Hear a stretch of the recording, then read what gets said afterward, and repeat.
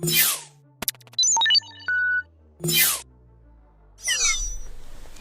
is going on, everyone? Leon checking in, and we're at it again with another video. Now in today's video, we'll be demonstrating how to measure heart rate and stress continuously on the Samsung Galaxy Watch 4.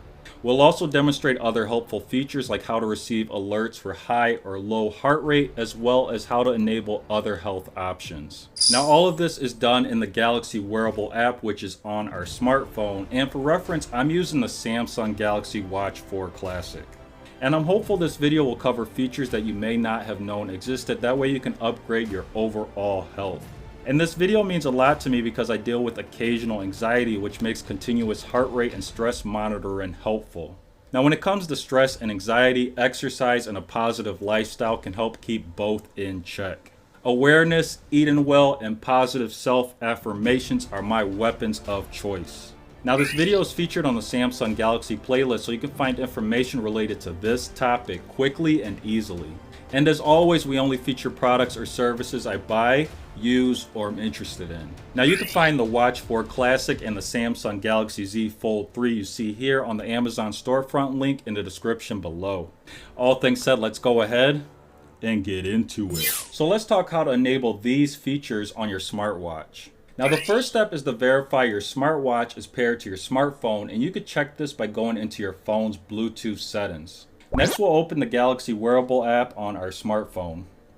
Now if you're like me, you may have many apps and it may be difficult to tell which app is the Galaxy Wearable App, which is why I've included an image of the app in this video. And once the app is opened, we arrive at the home screen. Now overall, I like the design of this app. It's well laid out and informational. Next, we'll look towards the bottom of the display until we see watch settings, and we're going to tap on that. This opens a new page, and we're going to look for Samsung Health and tap on that as well. This opens up a new page as well, and you can see our first option here is going to be heart rate, and we're going to tap on that. Now I believe the default here is every 10 minutes while standing still, but again, we want to get that measured continuously, so we're going to tap on that option. And you can see underneath the measurement section, we have the heart rate alert section, and we can enable both of these features by tapping on the slider. You'll see when we tap on the first option, which is high heart rate, we get the dialog box, and it's just going to tell us measure heart rate continuously. This is needed to provide heart rate alerts, and we're going to tap OK. And then we can do the same thing with low HR, tap on that. Again, a similar dialog box, and we're going to tap OK. And we can also customize that high heart rate max and that low heart rate minimum by tapping on each one. We'll just do the high heart rate for now. We'll tap on that. I'm going to set mine to, it looks like we can go to a maximum of 150, and then I'm going to tap done. And we can exit out of this page by tapping on the arrow in the top left hand corner. Our next option is going to be stress, so we'll tap on that. And you can see this is set to manual only. I believe this is the default as well, which requires you to actually go to the stress section on the Watch 4 and then measure manually. But you can see here we can measure continuously, so it's more automatic. We're going to tap on that option as well. And then we can exit out of this page by tapping on that back arrow again in the top left hand corner. And underneath this we have options which are blood oxygen during sleep and snore detection. You can enable those, and to verify they are enabled, you just look and make sure that the slider is highlighted blue. And then underneath this we have an auto detect workouts, which I find somewhat helpful. We can enable that, and it's going to auto detect certain activities within a few minutes of starting them. We can also customize the activities that are detected by clicking on the option itself, and that will open up a new page, and you can see we have a list of options here. So again, the first option is to enable the auto detect, and then underneath this we have the activities to detect. Now you can see that this list isn't all that thorough. We have a limited list, and that's because I believe these are activities that are easy to detect accurately. Now for me, I don't do a majority of these, so I'm going to disable them. So we are disabling the ones I don't use. Walking and running, actually from my experience, works really well though. It auto detects me walking on my dog walks with my dog, and that works really well. But the only bad thing is you have to end the workout. You have to remember to end the workout, or it just keeps auto detecting. And then underneath activities to detect, you see we have an option for alert. And again, we can verify that's enabled by that slider being highlighted blue. And then we can exit out of this page once again by tapping on the arrow in the top left-hand corner.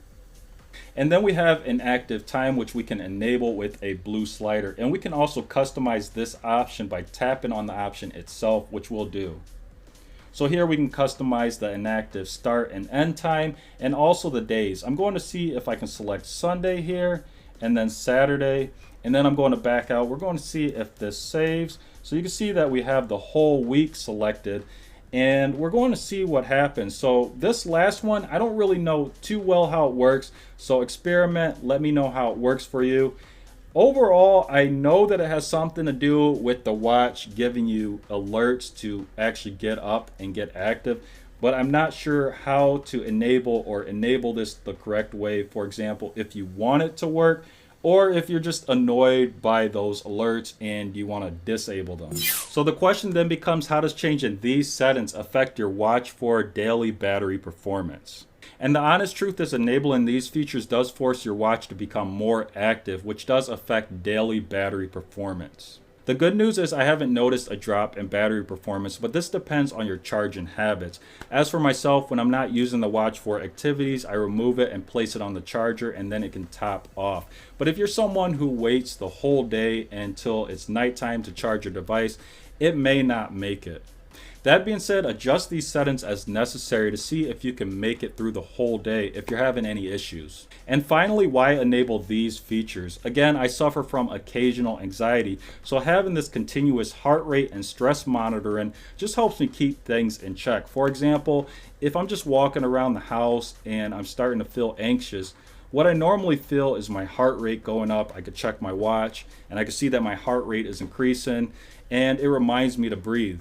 If I go over to the stress section, it may say that I'm stressed, and then I'll remind myself to breathe as well. And the nice thing about this watch is that it actually has stress coaching. So it'll coach you into breathing to hopefully reduce your anxiety or stress. But the final thought is these settings are overall helpful for improving your mental and physical health.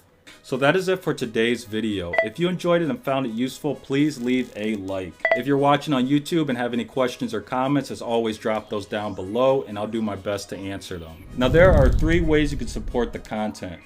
The first way is to click on the Amazon storefront link in the description below. There you'll find items that I have bought or would buy, and anything you buy from the storefront does support the content. The next way you can show your support is just by sharing this video with someone who might enjoy it or find it useful. And the last way you can show your support is just by clicking the subscribe button. Now, liking and subscribing are important because those are your ways to vote on whether you like the content. Liking and subscribing are also important for new viewers and listeners. If new viewers and listeners see likes and subscribers, they're going to think that the content is helpful, worth watching, and listening to. As always, thanks for watching, and may the universe flow in your favor. And until next time, Leon checking out.